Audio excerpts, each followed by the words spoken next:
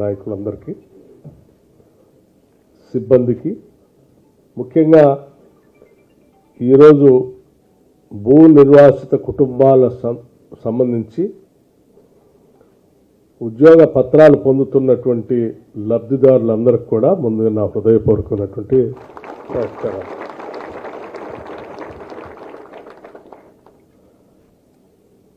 సుదీర్ఘకాలం భూములు కోల్పోయినటువంటి భూములతో జీవితాలన్నీ తలకిందులై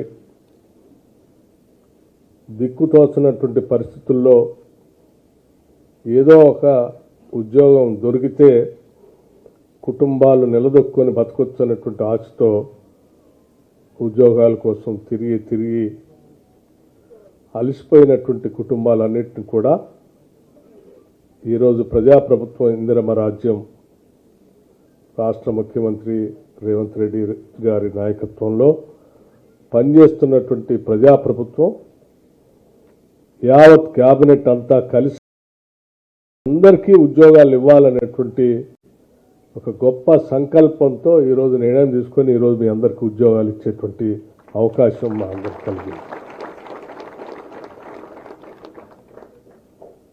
భవిష్యత్తులో ఈ ఉద్యోగాల ద్వారా మీ కుటుంబాలు మీరు బాగా ఆర్థికంగా సామాజికంగా కూడా నిలదొక్కుని ఈ రాష్ట్రానికి హితోధికమైనటువంటి సేవలు మీరు అందిస్తూ ఈ రాష్ట్ర అభివృద్ధికి ఉపయోగపడాలని చెప్పి మనస్ఫూర్తిగా కోరుకుంటున్నాను. నేను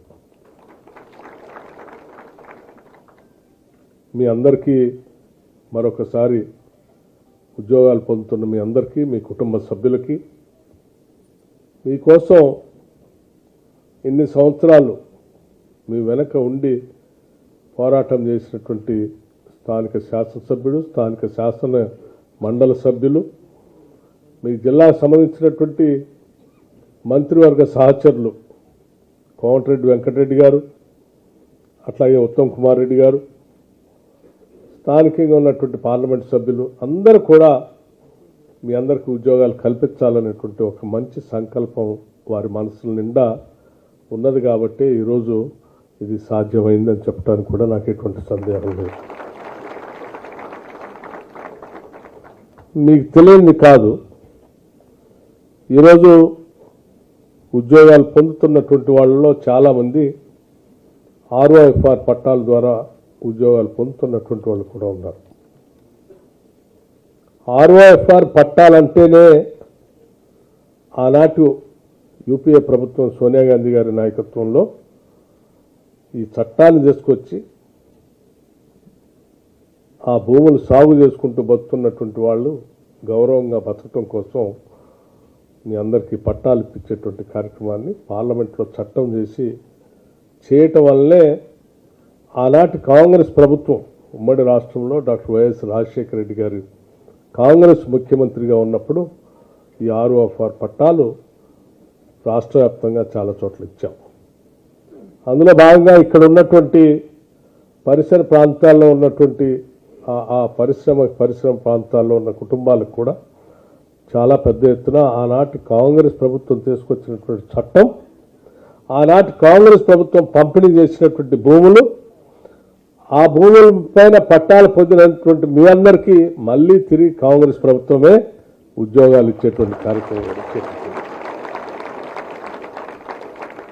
నేను ఈ అంశాలు, రెండు అంశాలు మీకు ఎందుకు గుర్తు చేస్తూ ఉన్నానంటే, ప్రతి సందర్భంలో ఈ దేశంలో కానీ రాష్ట్రంలో కానీ పుట్టినటువంటి ప్రతి కుటుంబాన్ని ఒక మానవీయమైనటువంటి కోణంతో ఆలోచన చేసి ప్రజల సంక్షేమమే ప్రభుత్వం పాలన యొక్క ధ్యేయంగా ఉండాలి, లక్ష్యంగా ఉండాలని చెప్పి ఆలోచన చేసేటువంటి ప్రభుత్వాలు కాంగ్రెస్ ప్రభుత్వాలు.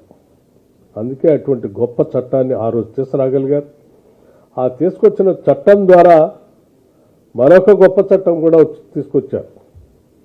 2013 ల్యాండ్ అక్విజిషన్ యాక్ట్ తీసుకొని వచ్చి, అది కూడా సోనియా గాంధీ గారి నాయకత్వంలో మన్మోహన్ సింగ్ గారు ప్రధానమంత్రిగా ఉండి కాంగ్రెస్ ప్రభుత్వం పట్టాలు సహజంగా ఉన్నటువంటి వారసత్వంగా లేకపోతే భూములు కొనుక్కున్నటువంటి వాళ్ళతో పాటు సమానంగా ఆర్ఓఎఫ్ఆర్ పట్టాలు పొందినటువంటి వాళ్ళకు కూడా సమానంగా పరిహారం ఇవ్వాలని చెప్పి 2013 భూసేకరణ చట్టాన్ని కూడా కాంగ్రెస్ ప్రభుత్వం తీసుకొని రావటం వల్లనే ఈరోజు ఈ న్యాయం చేయగలుగుతా ఉన్నాం. సో ఏ రకంగా చూసినా ప్రతి సందర్భంలో కూడా ఆనాటి కాంగ్రెస్ ప్రభుత్వాలు తీసుకున్న చట్టాలని గౌరవించి ఈ రాష్ట్రంలో ఉన్నటువంటి కాంగ్రెస్ ప్రభుత్వం అమలు చేస్తున్నటువంటి అంశాన్ని మీ దృష్టికి తీసుకొని వస్తూ ఉన్నాను. ఈరోజు దాదాపు ఈ నిర్వాసితులకు సంబంధించి దాదాపు ఒక 500 మందికి ఉద్యోగాలు ఇచ్చుకోగలిగాం. సరే, పరిశ్రమలు పెట్టినప్పుడు త్వరితగతిన కూడా పరిశ్రమల్ని పెట్టిన దానికి అనుగుణంగా నిర్దేశం చేసుకొని తారీఖుని, సమయాన్ని, రోజుల్ని, నెలల్ని, సంవత్సరాలు ఒక గడువును పెట్టుకొని పని చేసుకుంటూ పోతేనే ఆ పరిశ్రమలు పూర్తి చేసుకొని ఆ పరిశ్రమల ద్వారా ఫలితాలు పొందగలం. కేవలం పరిశ్రమలు పెట్టి వదిలేస్తే ఆ గడువు పెట్టుకున్నా దానికి అనుగుణంగా పని చేసుకోలేకపోయినా అది సంవత్సరాలు పడి ఆలస్యమై దానిపైన పెట్టినటువంటి పెట్టుబడితో భారం పెరిగిపోయి భరించలానంత స్థాయికి ఎదిగేటువంటి ప్రమాదాలు ఉంటాయి. ఉదాహరణకి యాదాద్రి పవర్ ప్రాజెక్టు సంబంధించి 2022 అక్టోబర్ నాడు ఎన్జిటిలో ఒక స్టే తీసుకొచ్చినటువంటి పర్యావరణ అనుమతుల్ని పూర్తిగా బంద్ చేశారు, క్యాన్సిల్ చేస్తే దాదాపు ఒక 2 సంవత్సరాల దాకా దాని గురించి పట్టించుకున్నటువంటి నాథుడే లేదు, వదిలేశారు గాలికి. వేల కోట్లతో పెట్టేటువంటి పరిశ్రమ ఒకరోజు ఆలస్యమైనా అది భారమే. అటువంటిది 2 సంవత్సరాలు ఆలస్యం కావటం వల్ల చాలా భారం పడుతుంది. మీ అందరి ఆశీస్సులతో, మీ అందరి ఆశలతో ప్రజాప్రభుత్వం రావాలని కాంగ్రెస్ ప్రభుత్వం తెచ్చుకున్న వెంటనే 2023 7వ తారీఖు నాడు డిసెంబర్ నాడు కాంగ్రెస్ ప్రభుత్వం ప్రమాణ స్వీకారం చేస్తే